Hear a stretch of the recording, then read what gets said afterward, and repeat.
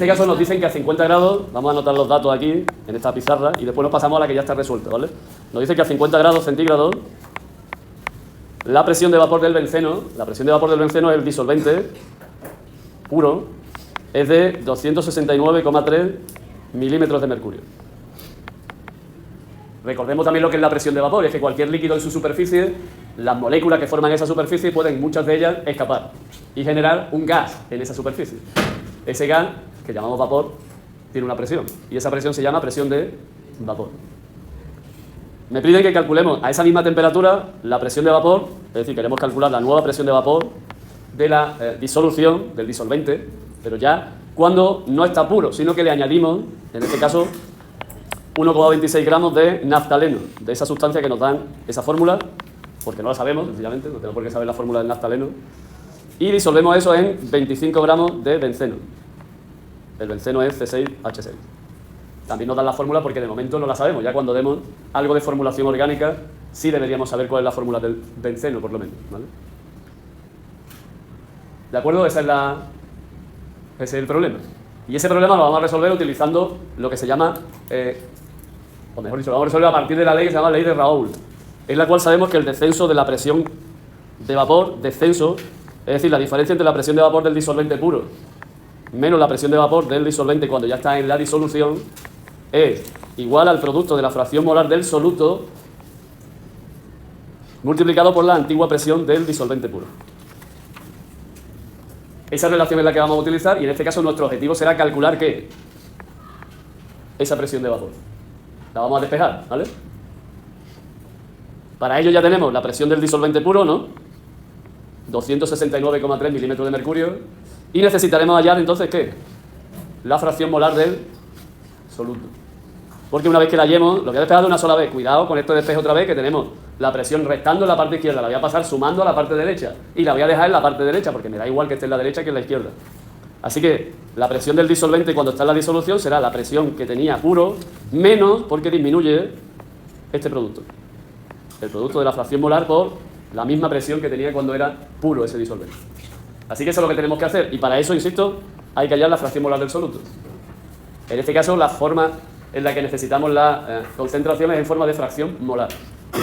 Que no sé si nos acordamos, era el número de moles de soluto entre el número de moles totales de la disolución.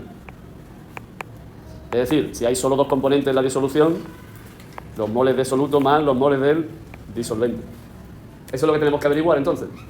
Moles de soluto y moles del disolvente. Tenemos que hallar los moles de soluto y los moles del disolvente.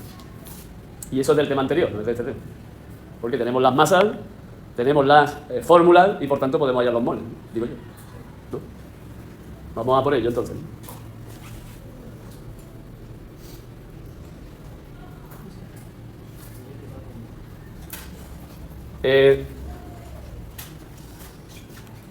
Para hallar los moles necesitamos las masas molares de las dos sustancias.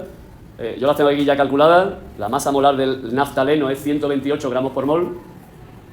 10 por 12 son 120, más 8 por 1 es 8, 120 más 8, 128, ¿vale? Y la del benceno es 6 por 12, 72, más 6 por 1, 6, 72 más 6, 78. Así que ya tenemos las masas molares del benceno y del naftaleno, así que podemos calcular los moles que representarían 1,26 gramos de naftaleno y 25 gramos de benceno. En este caso, el soluto es el naftaleno, cuidado, porque el benceno es el líquido, aquí. El benceno es líquido. Y de hecho es el que nos han dado la presión de vapor. Ese es el disolvente, ¿vale? El benceno. Mientras que el naftaleno es el soluto. Así que aquí hemos calculado el número de moles de soluto, que en este caso son los 1,26 gramos de naftaleno entre los 128 gramos por mol que tiene cada mol de naftaleno. He utilizado directamente la expresión matemática esa, aunque podría haberlo hecho con un factor de conversión, una fracción unitaria, lo que queráis, ¿vale? Ya tengo los moles entonces de...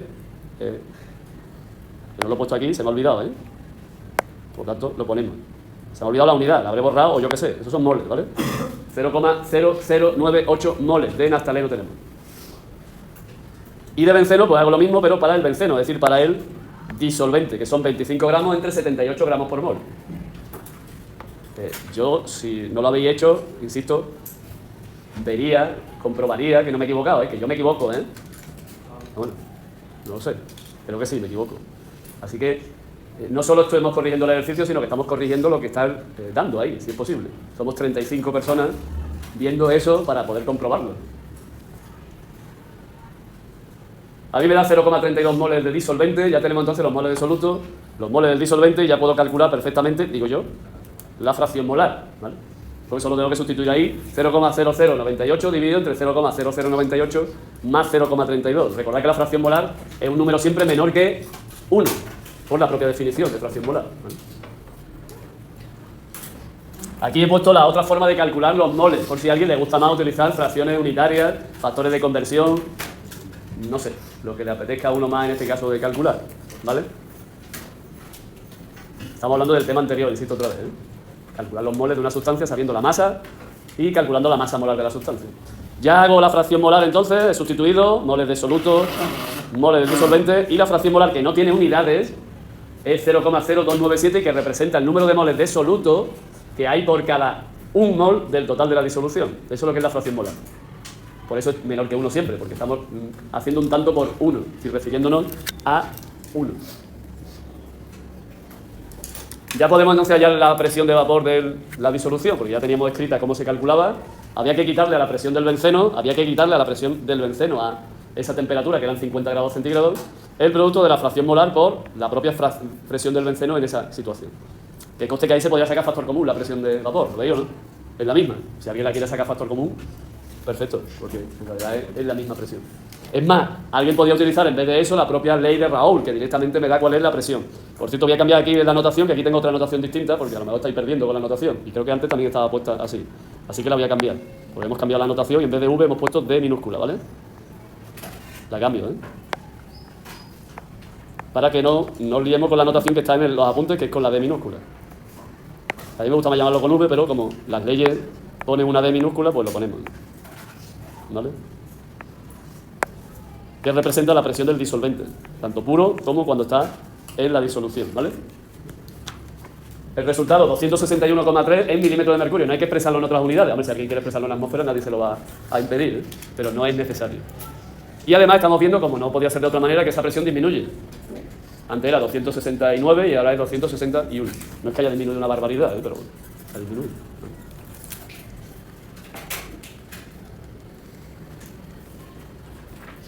Y ya estaría hecho el problema, estaría terminado el problema, un problema clásico de disminución de la presión de vapor de un disolvente cuando le hemos echado un soluto y por tanto ha disminuido esa presión. Digo lo mismo de antes, ¿entendemos lo que es la presión de vapor? 1 de un líquido. ¿Eh? No, si lo iba a quitar, estaba preguntando por si hay alguna duda sobre los conceptos, aparte de la resolución del ejercicio, los propios conceptos de presión de vapor de un líquido. Si el señor Van Hoff se basaba en la ecuación de estado de los gases ideales, el señor Raoult se basó en la ley de las presiones parciales de Dalton para poder sacar la presión de vapor de un disolvente puro y su cambio cuando se disolvía algo en él. O sea, la ley de Raoult se basa en la ley de Dalton de las presiones parciales. En este caso, presión parcial no de un gas, sino de, otra vez, un vapor, que en realidad es un gas, pero que está en la superficie de un líquido, que está en equilibrio con un líquido. ¿Alguna cuestión entonces sobre conceptos? Dime. ¿Cómo sabes cuál era el soluto y el disolvente? Tenerlo claro. Bueno, primero lo sé porque me están diciendo que la presión de vapor es la del benceno. Y eso implica que el benceno, ¿en qué estado está? Aunque no lo sepan, que es posible que lo pudiese saber. Está en estado líquido. Entonces el benceno es el disolvente en este caso. Es el líquido y el naftaleno, ¿sí sabéis lo que es naftaleno? Estamos hablando ahí del naftaleno como si no supiésemos lo que es. Bueno, no sabemos lo que es, pero seguramente lo hemos visto alguna vez en nuestra casa. Porque se utilizaba y se sigue utilizando como una bolita para intentar ahuyentar a ciertos insectos que se dedican a comerse la ropa. ¿No habéis visto las bolitas de alcanfor, esas que se utilizan, o algún tipo de cosa que colgamos en los armarios para intentar, se supone, evitar que haya insectos o bichos que se puedan estropear la ropa? Porque son naftalenos, básicamente. ¿Vale? Básicamente es esa sustancia. Una sustancia que además a mí siempre me llamó la atención cuando lo ponía mi madre allí en el cajón y volvíamos a sacar la ropa y el naftaleno ya no estaba allí. Ya no estaba allí. ¿Se lo habían comido los bichos realmente? Esos que venían y se lo comían y quedaban fritos, ¿o qué le había pasado al naftaleno?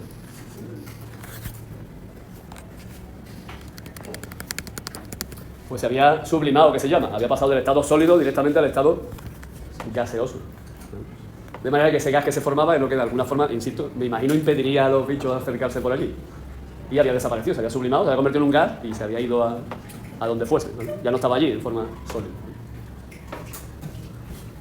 ¿Alguna cuestión para terminar entonces con esto? ¿Damos por finalizado el problema?